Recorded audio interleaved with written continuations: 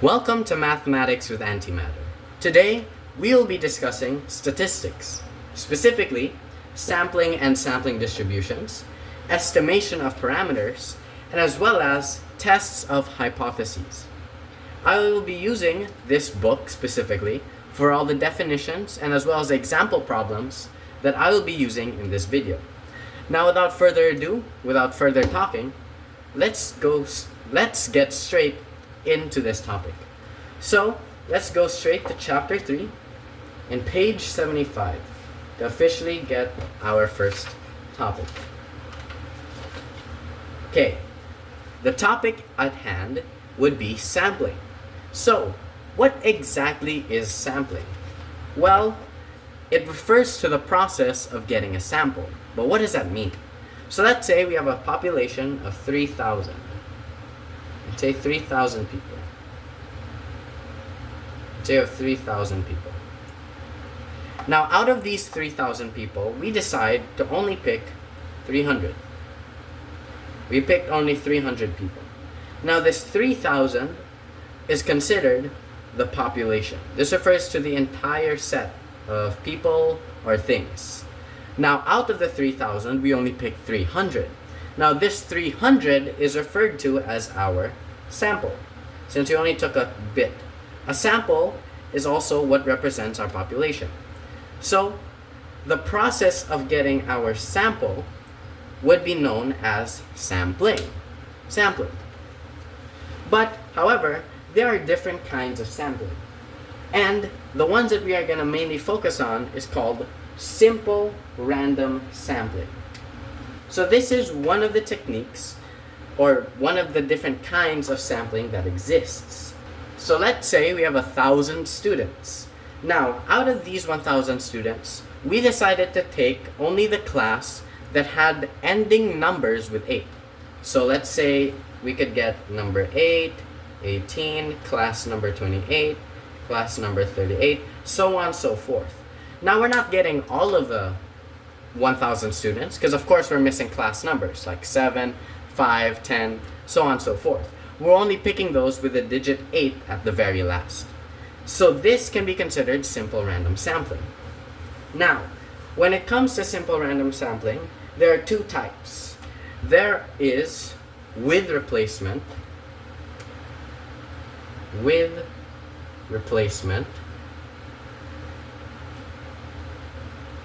and there is without replacement.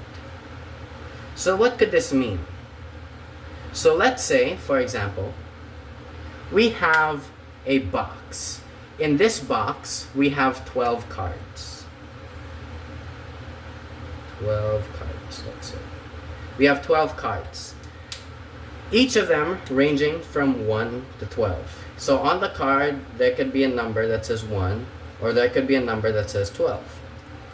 Now, when we're saying with replacement, it means that if we were to take a card, let's say we took the number 1, as soon as we take the number 1, something else or someone else puts the exact same card back into the box.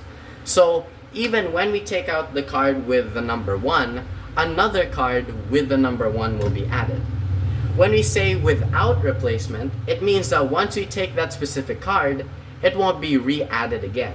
So if we were to take the card with a value of 1, no one or nothing will add it back into the box. That's what it means.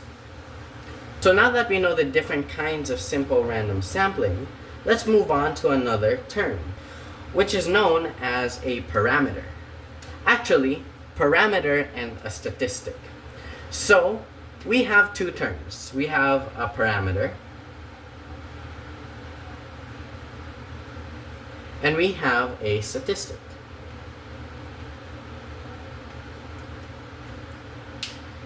Okay, so a parameter is a measure that describes the whole population. So it's something that describes 100% of the population, the entire thing. However, a statistic is a measurement that describes a sample. So a parameter is for the population, while the statistic is for the sample. Think of it as how an adjective is meant to describe a noun, and an adverb is to describe a verb. A parameter is to describe the population, as the statistic is to describe a sample. So let's have some examples. And we're going to determine if this is a parameter or a statistic. Let's take a look at the book here. All 550 churchgoers were asked their preferences for a barangay venue for Christmas celebrations. 60% preferred the barangay hall to serve as venue. So, the percentage here, does 60% equal the statistic or the parameter? Again, all 550 churchgoers. With that word in mind, all, it is defining the entire population, not just a sample, which means that the 60% belongs to the parameter, since it again refers to all the churchgoers. Next,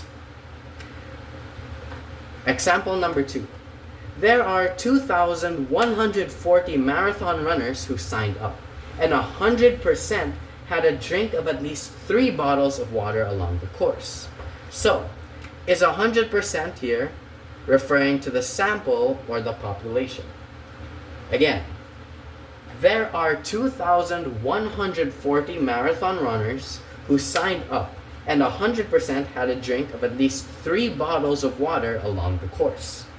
With that in mind, the answer would be the parameter, because it's describing all the marathon runners, all the 2,140 marathon runners. Let's have one more example. Let's say we have example number 3. 30 students out of the whole batch had a mean percentage score of 82% in the diagnostic test. Okay. Is this a statistic or a parameter? Again, 30 students out of the whole batch had a mean percentage of 82% in the diagnostic test. The answer to this problem would be statistic, because it is referring to 30 students that come from the whole batch. So it's not referring to the whole batch now, is it? It's only referring to the 30 students, which is considered a sample.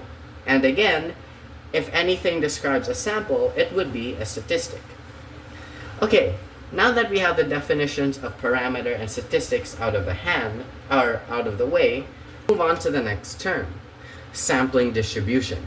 What exactly is sampling distribution? Well, sampling distribution is just like any probability distribution. However, we base the data off of the samples we are getting from a specific population. So if we were to have this specific population of, let's say, whiteboard enthusiasts, and we got samples from those people, the data we'd be given, or we'd create or discover, will be based off of the samples we got from those whiteboard enthusiasts. So, now that we have the definition of sample distribution, let's take a look at our book here. Page 77, identifying sample distributions. We now have our first formula. It states here that the standard deviation of the sample means around the parameter mean will be equal to the population standard deviation divided by the square root of the sample size n.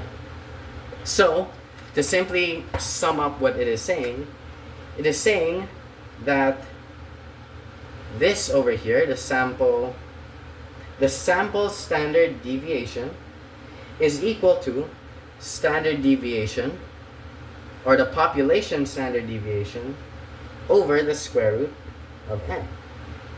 So this is just a formula that we'll need to remember throughout, because we'll be using this a good amount of times. Next, we also have the mean of the sampling distribution of the means. So later on, when we do collect data for a sampling distribution, we'll be given different symbols like this. Anything with an X under it states that it came from the sampling distribution. Again, these are data that we got from sampling, not from the population, but from sampling. So anything with the X under the variable or the symbol means it's there to represent the sample, not the population. And what this bottom part here is trying to say is that the population mean, like so, I don't know how to draw it properly, is equal to the sample mean. It's just like that. So, with this in mind, we can double check if our means are correct if they are equal the same value. And one last formula to remember is the variance. So the variance of the sampling distribution of the means will be equal to this. So the variance of the mean is equal to the population variance over n. If you notice, our standard deviation or sample standard deviation looks like this. And the formula was this, correct? Just a little, just maybe to help you remind, just a little helpful reminder if ever. If you square both sides, oopsies. If you square both sides of the equation, you'll be given this exact formula. Because again, the standard deviation squared is just the variance. Okay, let's move on to our first proper example. I will rewrite the formulas here at the top, just as a helpful reminder. Okay, so let's move on to our first example. So our example 1. Our hypothetical population contains the scores 4, 6, 7, and 9. Let me write that down over here. We have 4, 6, 7, and 9. Determine the mean and variance. So it's gonna look for this and as well as this. This is what it's looking for. Determine the mean and the variance of the sampling distribution of the sample mean, given that samples contain 2 scores drawn from the population with replacement. So at any moment, it could be drawing 2 of these things. It could draw 2 of these, but only 2. Only 2. With replacement. Okay, so remember that replacement means that if we were to pick one item from the population, it would spawn or it would reappear back in the population. So we would have to do a tedious process rewriting every possible scenario. So with that being the case, I will help do it for you. Time lapse when I'm done.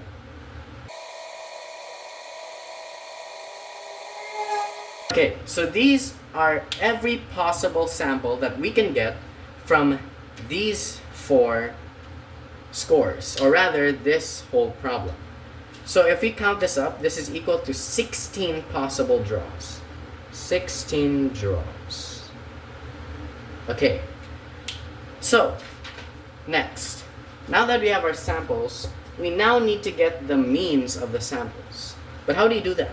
Well, it's very simple. We just need to add these numbers together and divide it by how many times or how many numbers are there. So for example, we have here 4, 4. So if we add them together, we get the number 8. How many numbers are in the sample? 2, correct? We then divide our 8 by 2.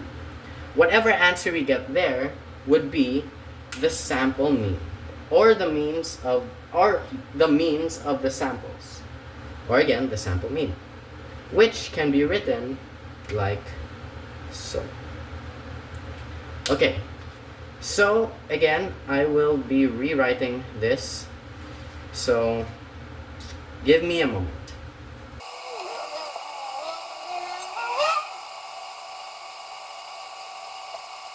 Okay, so now I've written down all the sample means for each of these. So the sample mean of 4, 4 is 4, sample mean of 4, 6 is 5. Again, we're just adding these two together and then dividing it by how many numbers are in each sample, which in this case is 2. Okay, so now that we have our sample means, we can then get the population mean. So first things first, what is our population mean? So again, we were given this, correct? 4, 6, 7, 9.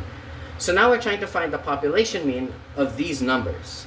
So it's just like getting the average. We add all of these up together, we add them all up, and then we divide by how many numbers are here, which in this case is 1, 2, 3, and 4. So we add them all up, which is 4 plus 6 plus 7 plus 9, all divided by 4, which in this case would be 26 divided by 4, which is equal to 6.5. So, with that being out of the way, our answer, or our mean to this, our population mean, would equal 6.5. And if we look here, and the formulas I wrote earlier, our population mean should equal to the mean of our sample means. So, let's test if that is true. First, let's get all of these together. So if you were to add all of these up, all of the sample means up, this is our sample means. If you were to get all of these sample means and add them all up, divide by how many variables are in there, you'll get the same answer as this, which then states that this formula or theorem is correct. So now that we have our sample and our sample means, it is now time to do another set of tables. We'll now have to subtract our sample mean, or rather each of these individual sample means, by the population mean.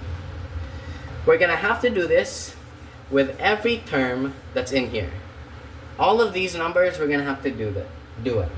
So thankfully, we have a book here to use as a guide, but for those without a book, I will be writing them down. So again, time lapse.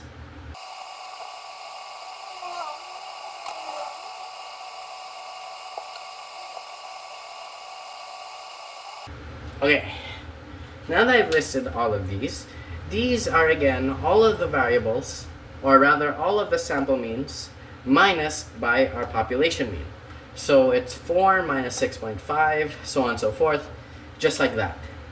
Now, once we are done with listing all of these numbers, we're then going to have to do another set of tables, or rather another set of numbers, which this time, instead of it just being the sample mean minus the population mean, we'll now have to raise it to the power of 2. So all of these answers, we will have to square individually to get this answer, or to fully fill the table properly. So again, another time lapse.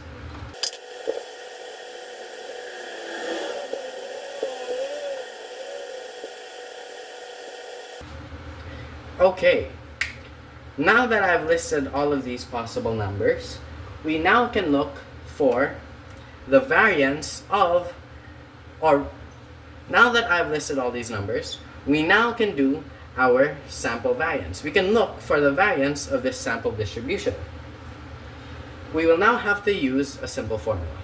So our variance of the sample distribution, I forgot there's a line here. All of these should have a line, I forgot to add, is equal to sample mean, or the quantity of sample mean, minus the population mean, squared all over n. Now, the value of our n is equal to how many numbers are here. So in this case, we have a 4x4 grid, which is equal to 16. So our n is equal to 16. Now, we're going to have to get, the sum of this, I forgot to add, the sum of all of these numbers, and then divide it by 16, which, thankfully, I do not have to calculate on my own, which is equivalent to 26. So all of this is equal to 26 all over 16, which, when you do the math, is equal to 1.625, which means that the variance of the sampling distribution is equal to 1.625. And that's how you construct a table to find the variance population, or the variance of the sampling distribution, the mean of the sampling distribution, and if you do want to find the standard deviation of the sampling distribution, you just have to square root this. Square root both, and then you'll be given the standard deviation. Now that we are done with this topic, we can move on to the next one, which is the standard error. So what is a standard error? According to this book, the standard error of the mean is the standard deviation of the sampling distribution of the sample means. Or in short terms, this thing that I showed earlier, that is equal to the standard deviation over the square root of n, can be the sample standard deviation or the standard error. They both have the same value. So, we will then use the z-score for problems that involve the standard error to get a specific probability outcome. Let's use example 3 on page 93 for the first problem that involves the standard error. So let's say we have a population that has a mean of 80. This equals 80. Then we have a standard deviation of 10. Then we get a sample of 90 cases. And the mean of this sample is 82. How frequently does a sample of 90 cases differ by 2 or more points? So that is what it's looking for. So first, we will use the formulas that were given, which is for the standard error. And recall it is equal to the standard deviation all over the square root of n. So in this case, it will be 10 over the square root of 90, which is equal to 9.49. So if we're going to do 10 over 9.49, our standard error is equal to 1.05. Okay, so you can write this here. So we have our reference. And now that we have this, we can then use this formula for the z-score, which is the z-score of the sample mean. The formula would be this. It's equal to the sample mean minus the population mean, and instead of using the standard deviation, we use the sample standard deviation, or the standard error. So then we substitute the values, which is equal to 82 minus 80 all over 1.05, which gives us a value of 1.9. Now, before we go to the table and look for the value of z-score of 1.9, now, let us look at the table to find the value of z-score 1.9. Okay, over here on page 287, it says that the value of our z-score at 1.9 is equal to 0.4713. Now that we have this, we are now left with two options. Since it is saying how frequently does a sample of 90 cases differ by 2 or more points from the population mean, meaning how frequently does a sample of these cases reach 2 or more points. So how often does it go more than 2 or more than 3 or more than 4? That's what it means. And since we're looking at a progressive rate that is increasing, it means that we need to look for the area that is beyond the z-score. We need to find something that's beyond the z-score.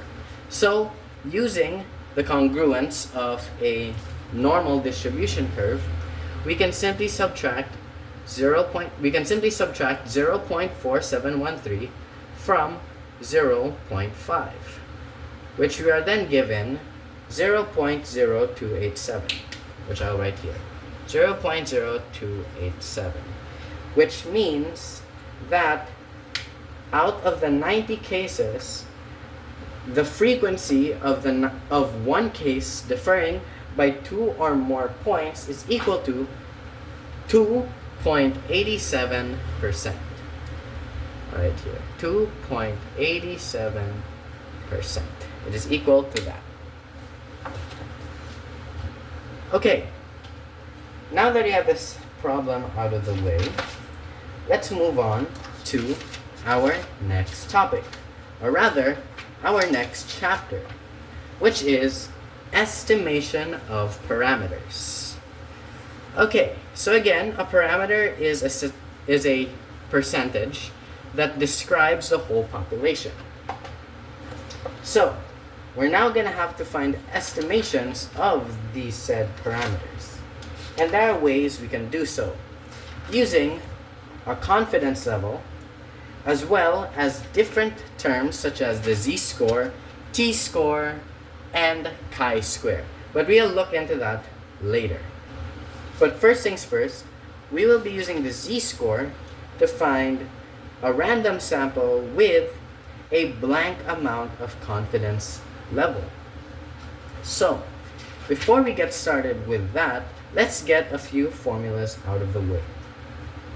So, let's say we have a confidence level. Now, what is a confidence level? Well, it's just another way or term to describe a probability, the probability. So, if we were to go to page 115, we are going to be seeing this bell curve over here. And there's like two little things at the end, and then the inside is just fully shaded. And it says here this is your z-score with some little funny characters, like so. But we'll get down into what that means. Let's start by solving a problem. And by solving that problem, I will help explain what each term means. So first, let's say we have this. A group of statisticians want to use the mean of a random sample size n equals 200. So let's write that down. Our n equals 200.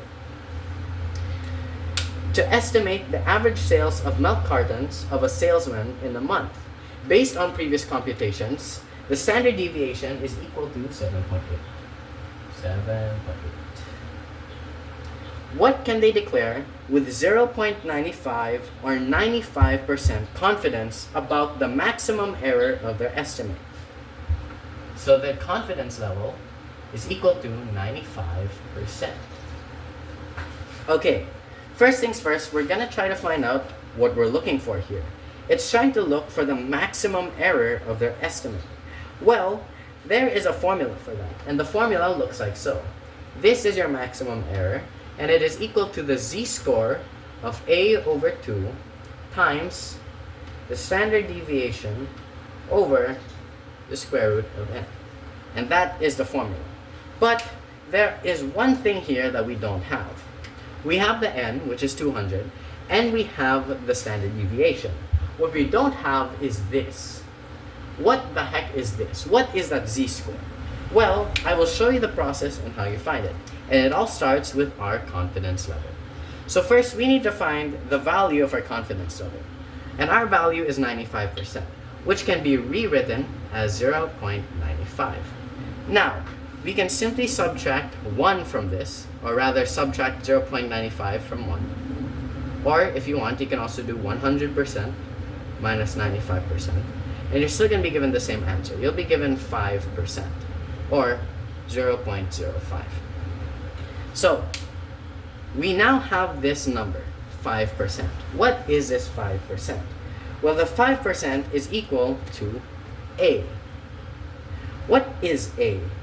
Well, I cannot tell you what A is, but all I can tell you for sure is that we need it. We absolutely need it.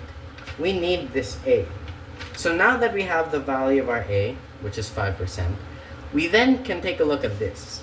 Notice how the z-score over here has the same A, but it's divided by 2, which means we also need to divide this by 2. So what is 5% divided by 2? Well, 5% divided by 2, or simply 0.05 divided by 2, will equal to 0.025. Now that we have this, we can then do another trick. Now that we have 0.025, we will then subtract it from 5. Yes, there's a lot of subtraction and a lot of weird steps, but trust me, it is much quicker than you think, and you will get used to it. So we'll get 0.5 minus 0.025, which is equal to 0.475. Now that you have this value, 0.475, I want you to go to the table of z-scores and find the number that is the closest to it. But I'm not telling you to look for 0.475, because some of you might think that, let's say that this is the z-score table. Some of you might try to look for the numbers that are here. But we don't want you to look for the numbers that are here. We want you to look for the numbers that are in here. Now, we want you to match this number with the number that's inside these little grids, which in this case, 0.47, which in this case, 0.475, which in this case, 0.475 is equal to the z-score of 1.96. So, the z-score of a over 2, or simply this, z-score a over 2, is equal to 1.96. That is the value of this. So now that we have these values, we can then substitute it. So our maximum error is equal to 1.96 times 7.8 all over the square root of 200. And once we do the multiplication for this, our E is roughly equal to 1.08. And that is our answer, since the problem was only looking for the maximum error. And that's great. We found the answer while learning new concepts. However, what if we were given something interesting? Let's move on to another topic. Don't worry, it's still related to the z-score. So, let's say we have this problem. Example number 3. Again, we'll be learning as we solve. Example 3 states this. The principal of a large senior high school wants to estimate the average age of grade 11 students enrolled during summer. It is known from previous studies that the standard deviation is 2 years. So that's right, our standard deviation is equal to 2. And a sample of 50 students, which is our n, shows the mean to be 17.4 years. So, since we have our mean, or rather our sample mean, like so, we now have to find the 95% confidence interval of the population mean. Okay, so our confidence level is 95%. But it's not looking for the maximum error anymore. It's looking for a confidence interval. Now, what is this confidence interval? Well, I don't know how to explain it either. But think of it like this. You have your population mean, which is over here, and once we find it, we are simply just looking for what is greater than and what is lesser than the population mean. That's how we construct our confidence interval. So, let's go ahead and solve for this specific problem. So, we have our confidence level, which is 95%, and all we're going to do is subtract it again by 100%. So, we have 100% minus 95%, which is equal to 5%, correct? Now that we have our 5%, we will then divide it by 2. Again, 5% can be rewritten as 0.05. So if we're going to divide this by 2, it will simply equal to 0.025. That is the value of A over 2. Again, this is our A. Our A equals 0.05. And our A over 2 equals 0.025. Okay. Now that we have this, we can then subtract it by 0.5 to look for the z-score, this z-score of a over 2. Again, it is equal to 0.475. And if you look at this at your table for z-score, the value of this would be 1.96. Okay, that's great. Now that we have this, how do we construct a confidence interval? Well, this is actually how you solve it. It is simply the maximum error, or rather, the sample mean plus, the sample mean minus the maximum error, which is lesser than the population mean, which is lesser than the sample mean plus the maximum error. Or it can be written as this.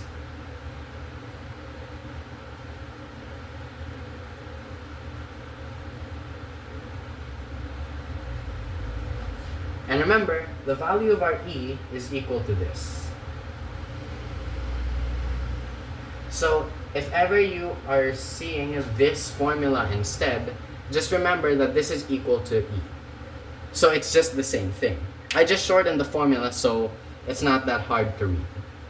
So we're just going to do that and find the value of our E. Once again, our E is equal to the standard deviation all over the square root of n times our z-score, our ZA over 2. Again, you'll rewrite this as 1.96 times 2 all over the square root of 50. So now that we have this, we will be given, what is our answer here? We'll be given 1.96 times 2 over the square root of 50. Okay, so our E will be equal to 0.5 or 0.55, like so. Now that we have this, we'll then use this formula that we were given, the sample mean minus this. So this 17.4 minus 0.55 would be more or less 16.85, lesser than the population mean, which is lesser than sample mean plus this would be 17.95. And this is our confidence interval. That's that. Our confidence interval, in a simple way to remember, is just these two arrows and then the population mean, like so. That's it. And then you just have this formula on one side and that formula on the left side. It's really simple, really. It's just a little bit long. Next, now that we are done with constructing a confidence interval for the z-score, what about for a different method to find the area under a curve? We'll then discuss the t-value. So, the t-value is just like the z-score. We use it to determine the area under the distribution curve. So, how do you find a t-score? How do you find the t-value?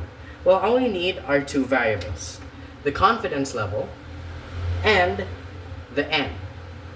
So let's say for this problem, example 6 on page 134, our confidence level is equal to 90% and our n is equal to 10. So to find our t-value, we can't just go to the table, which is at the back of the book, which is at page 290. We can't just look at it immediately with these variables because none of it is even there yet. But that is yet. First, let's try to find the df, which is found here on the left side of the table. What is df? Well, df stands for degrees of freedom. And the way to get df is simply just n minus 1. So since our n is 10 and we subtract 1 from it, our degrees of freedom, our df, will equal 9. Okay, great. We now have our df, which means we can now know what row to look at. But simply because we have a row to look at, we don't know what column to look at quite yet. But that's where the confidence level steps in. We'll solve for the a over 2, and once we get the value of this, we can then find its value in the upper parts, the upper rows, let's say 1 tail and 2 tail. But we'll get into that later. So let's say we have this confidence level. So that automatically means our a is equal to 0.1, because 0.9 or 90% minus, or rather 1 minus 0.9 is equal to 0.1. Divide it by 2, you'll be given 0.05. So that is the value of our a over 2. Now that we have the value of our a over 2, we can then use this number for the numbers that are in the upper rows, which is for the 1 tail and 2 tail. But what exactly is 1 tail and 2 tail? Well, 1 tail and 2 tail, for example, if we were to illustrate a graph, a distribution curve, like so, and you're to have one point here, like the z-score, you would call this a tail. If you are to have another one on the other side, you would also have this be the tail. So simply, if we have 1 tail, you use 1 tail. But if you have 2 of them, you use 2 tail. But since these are only given on specific problems, we will only be able to tell if we need 1 tail or 2 tail if it is given or if it is mentioned. But since we are just looking for the t-score, we can just assume that we need a 2 tail. We can just assume we need 2 tails. So let's look at page 290 and match it up with the values of the 2 tail and the degrees of freedom. So we can look for our degrees of freedom first, which is 9. Once we found our degrees of freedom, we can then look for our 2 tail that matches up with the value of our a over 2, which is 0.05. Now that you find it, you simply want to go from both directions, just like the z-score, and find at what point they intersect, which in this case is 2.821, which means the t-score of this specific value, I was looking at 1 tail. Rather, the t-score of this specific value would be 2.262. We have found the t-score, which is written like this: ta over 2 equals 2.262. Now, notice the difference with the z-score. The z-score requires you to subtract 0.5 first before finding the value in the table. Unlike with this one, you can simply just get the a over 2, get your df, and then immediately find it in the book. In my opinion, this is much easier than doing the z-score. Now that we have this, we'll then have to revisit an old friend, which is the confidence interval. But how do you get the confidence interval of ta over 2? And when do you use your t-score instead of your z-score? Okay, well, this is simply the difference. When you have a t-score, you only use it if your n is lesser than 30. Get it? So if you were to, let's say we have this mind map. If your n is over 30, you then use z-score.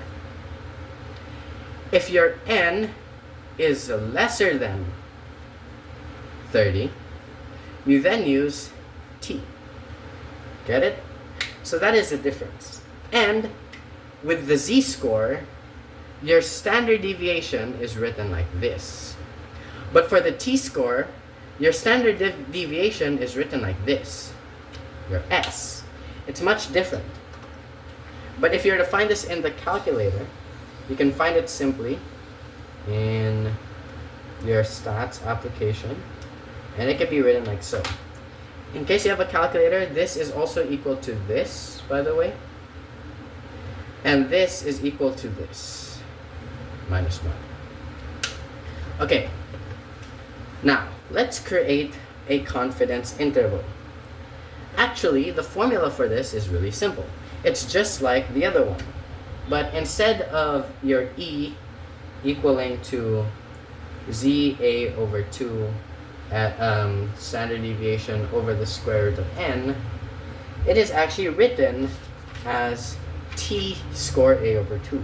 I'm actually not even too sure if there is a maximum error for this, but this is how the whole formula looks like. It is your sample mean minus your t score times s over the square root of n, which is lesser than the population mean, which is lesser than the sample mean, plus t score a over 2 s over the square root of n. It's just this. It's more or less the same thing, but we're using a t-score and the s has changed.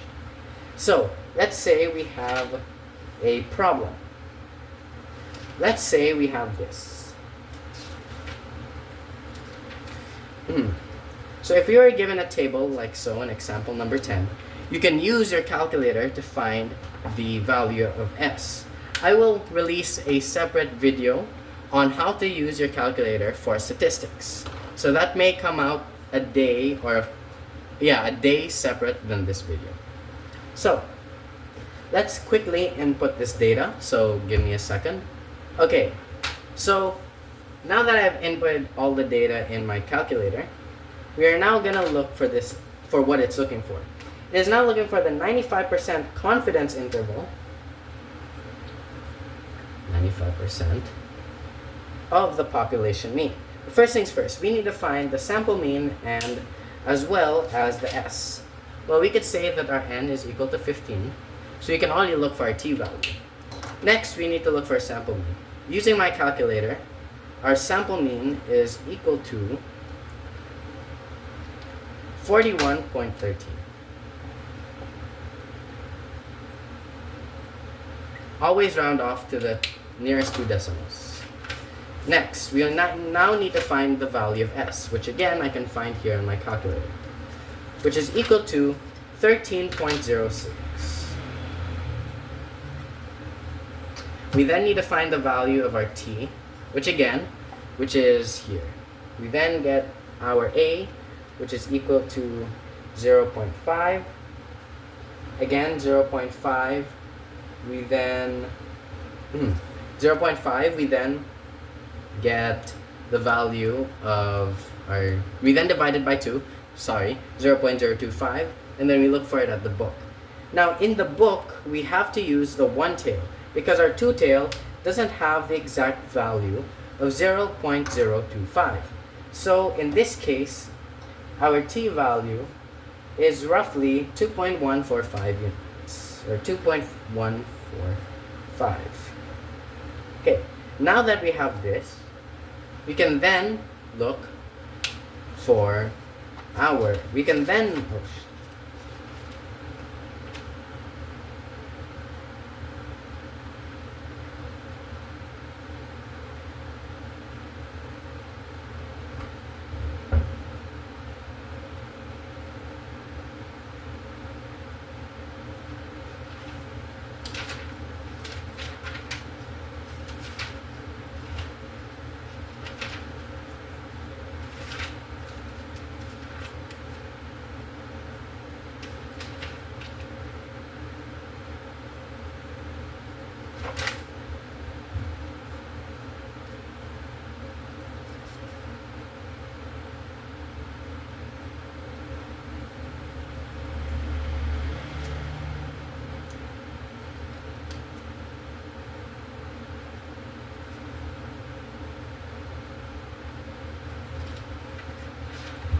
Now that we have the values of these variables, we can then input it in the formula.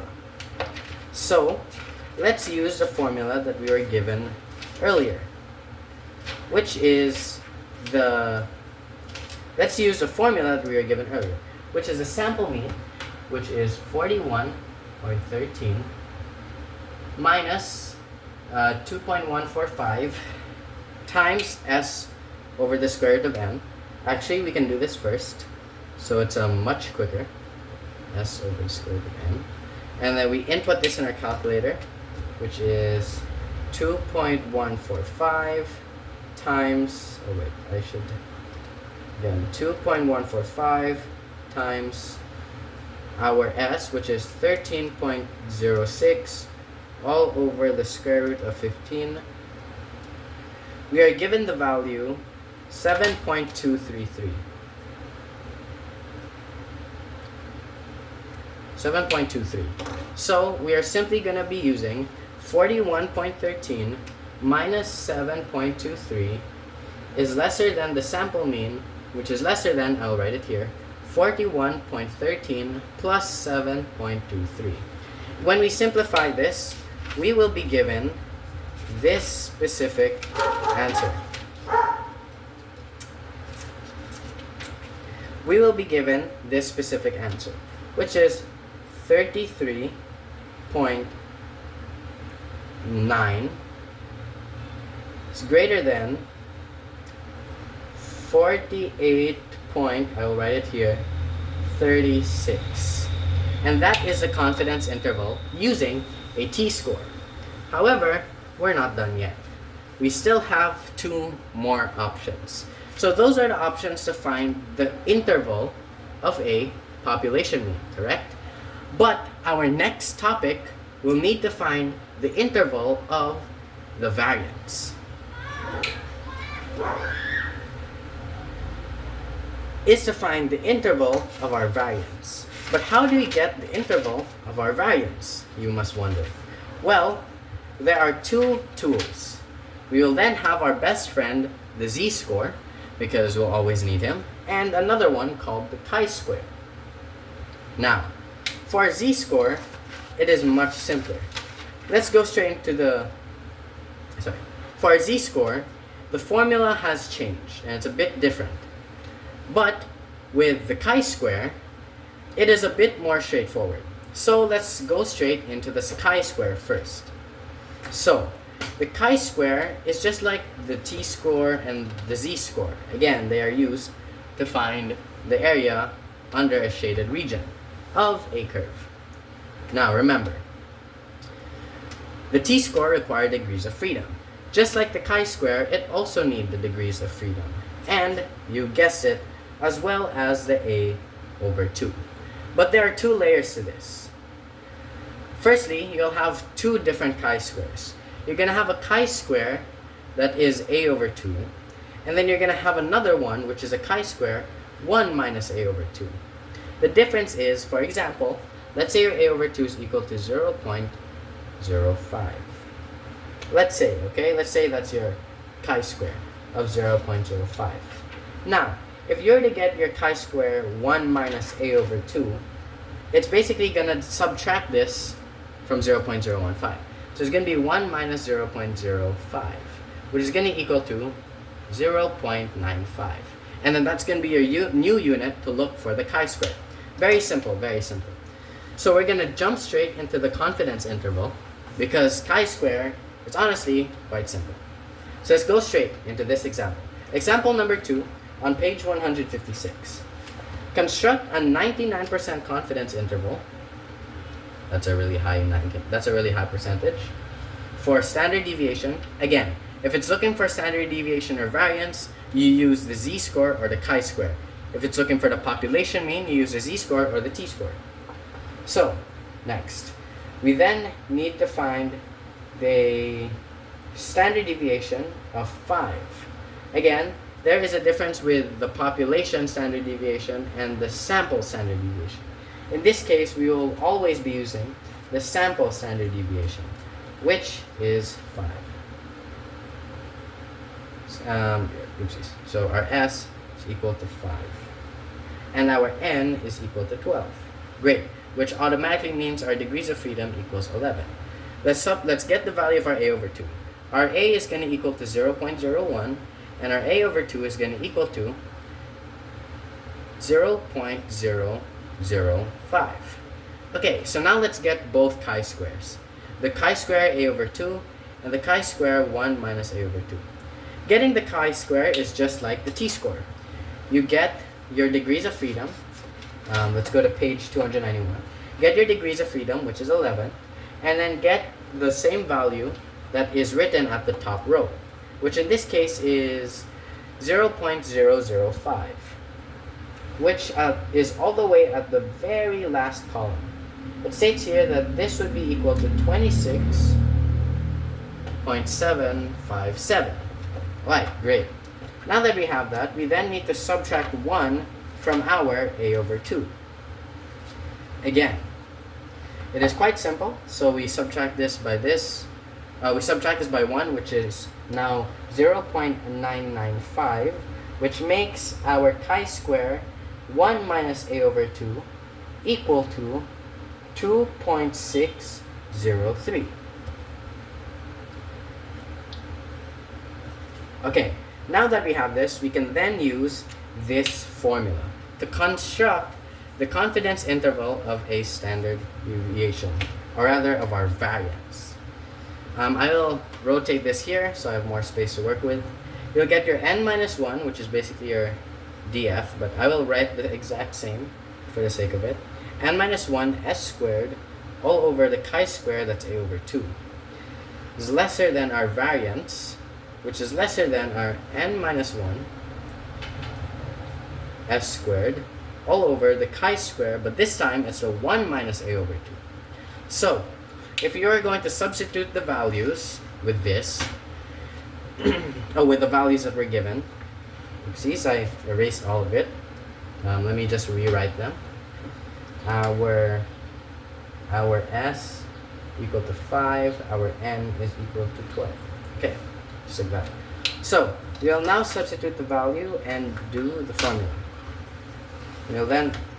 I'll automatically input it in my calculator, so it's much more quicker. Okay, so you now know the value of the left side is equal to 10.277, or 10.28. 10.28. Now, for the other side, we'll just change the denominator to 2.603.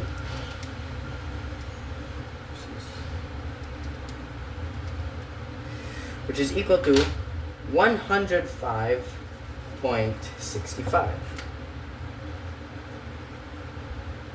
And you might think we're done.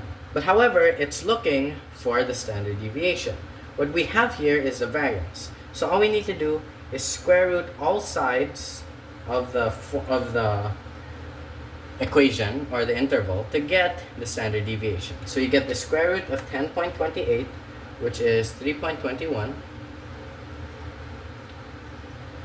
And the square root of 105.65, which is 10.28. Alright, and this is your final answer. This is the confidence interval using a chi-square. But what if we were using z-score? Okay, well, in using z-score, this is what we're going to need.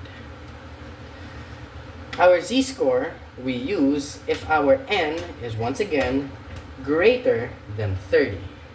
So, if your n is equal to or greater than 30 for both cases, but let's say this is only for standard deviation, you use z-score. If your n is less than 30, you use chi-square. And your chi-square then has, and that's it. Okay, now, we already know how to get the z-score, and we already know how to get the z-score, and we already know how the format of the confidence interval works. However, the formula of the confidence interval using a z-score of a standard deviation is different. It is written like this.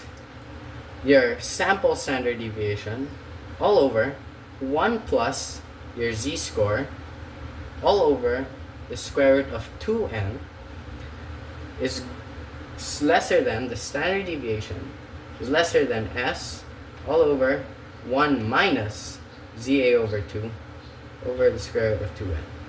Now, with this, you can see that immediately we are given the confidence interval of our standard deviation. We are not given the confidence interval of our variance anymore. We don't have to square root all sides.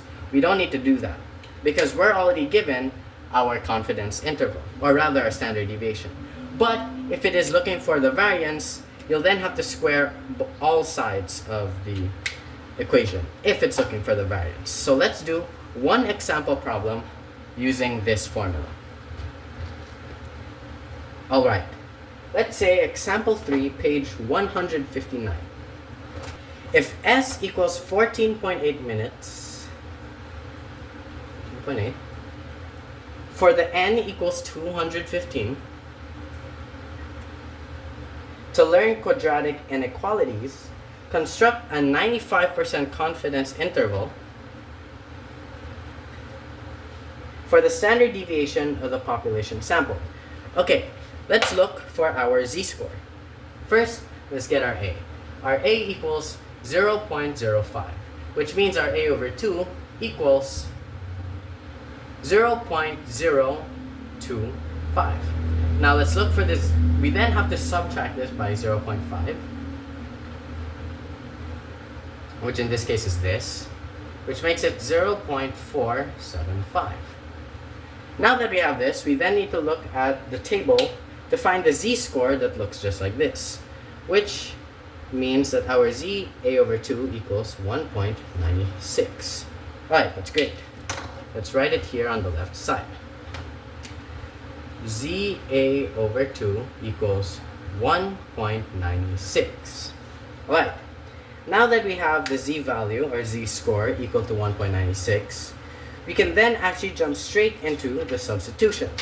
So, that big formula, we'll then immediately substitute. So our S will be 14.8 all over 1 plus our z-score, which is 1.96, all over the square root of 2 times 215 is 430. Is lesser than the standard deviation, which is lesser than, again, our S, all over, this time it's 1 minus 1.96, all over square root of 430. Okay, now in the book, it is then simplified into this. This would be your final answer. 13.52 is lesser than the standard deviation, which is lesser than 16.34.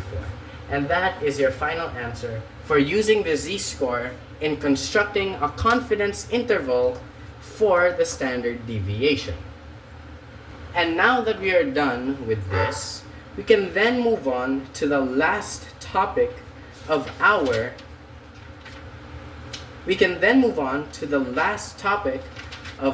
subject, and all in all, this video, which is the null and alternate hypotheses. Basically, we now have to test hypotheses using these tools that I've listed. We are going to have to test these hypotheses using the z-score, the t-score, the chi-square, and again the z-score. Again, varies on what we're looking for. So, let's say we have this. Firstly, let's learn how to construct a hypothesis test. Null versus alternative. So let's say we have some examples. Let's say we have this. A sample of 25 receipts from a burger stand has a mean in peso equal to 5,000 and a standard deviation equal to 800. Use these values to test whether or not the mean sales of the burger stand are different from 5,000. So, you'll have two different hypotheses. You'll have your hypothesis null, which is this, and then you're going to have your hypothesis alternative, which is this. So your null is going to be what the statement asks for, which in this case is whether or not the mean sales of the burger stand are different from 5,000. So, your hypothesis null states that the population mean should equal 5,000, while your alternate says that your population mean rather, is not equal to 5,000. That's what it's saying. But we can expound on this further. Let's say that we now have specific tails for specific tests. Remember how we have two tails and one tails. Now, every time we divide the a over 2, this implies that the problem is asking for two tails. But if it's only going to be a, it implies that it's only looking for one tail. So, when it comes to hypothesis testing, sometimes it'll look for one tail only. Sometimes it'll ask for the left tail, sometimes it'll ask for the right tail. And that's what it's simply asking for. However, if it's looking for something like this, this means it is two tail. Two tail. If it does not equal. But if it's greater than only or lesser than only, that's one tail. Because it's only looking for one side of the distribution curve.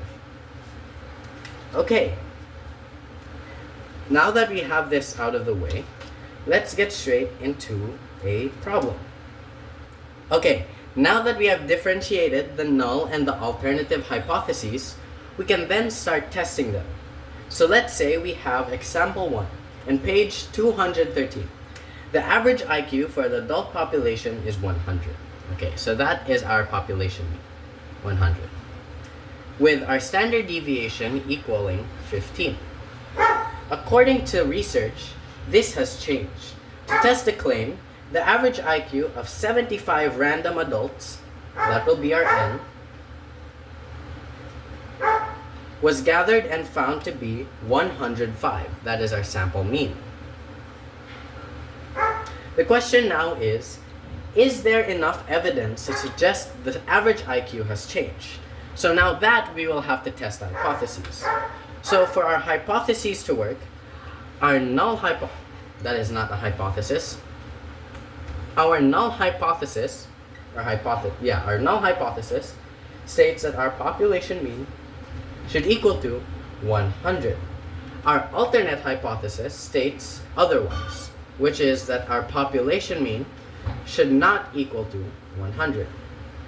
So since we have a does not equal symbol, this refers to a two-tail test.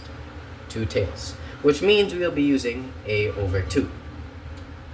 So now we have to find out what we're looking for. Since we are looking for, since we are looking for,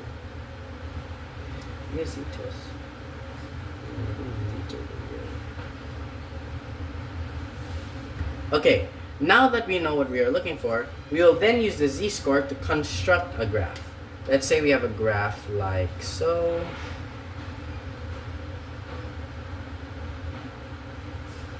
And now we need to find some z-scores. So our A has a default value of 0.05, unless said otherwise in the example. But for the most part, your A will always equal to 0.05.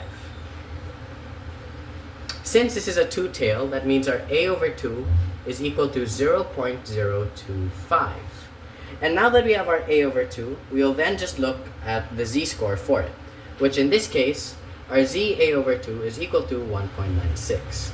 Now that we have that, we will then look at our two-tail, which again looks like this, and it states that each tail represents the z-score. So this is the z-score on the left, this is the z-score on the right. One is negative and one is positive, like so. Now, anything that goes past this region, whether it's greater than 1.96, so let's say, if we were to get an answer that is greater than the z-score of 1.96, or is lesser than the z-score of negative 1.96, we will then reach a conclusion to reject the hypothesis, specifically the null hypothesis. But if it is in between negative 1.96 and positive 1.96, we accept it because it belongs in this range.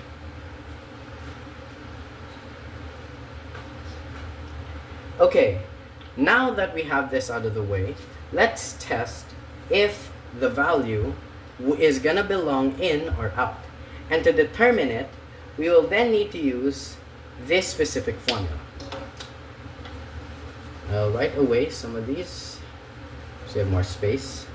We'll be using this formula that states that this given z-score will equal to the sample mean minus the population mean all over the standard deviation, which is all over the square root of n. Which in this case we substitute the values of, we'll get 105 minus 100 all over 15, which is over the square root of 75, which in turn, once you do all the calculations, will equal to 2.89.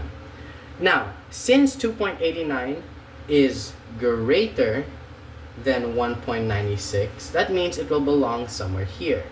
And since, as I mentioned, if it goes beyond this range, beyond the tail, we simply reject the hypothesis. So, this null hypothesis will be rejected. We simply write reject null hypothesis. And that is the conclusion of not only testing these hypotheses using different kinds of methods, it is the conclusion of this entire lesson. Also, the conclusion of this whole subject. So from everything from sampling to sampling distribution, all the way to testing hypotheses, we have covered. Now, if you have more questions, feel free to message me or comment. I can clarify all or as much of those questions to the best of my abilities. But as always, you can always look up in the internet since their answers are much more reliable than mine. But with that being said, that was statistics. And until then, I'll see you in the next one. Bye.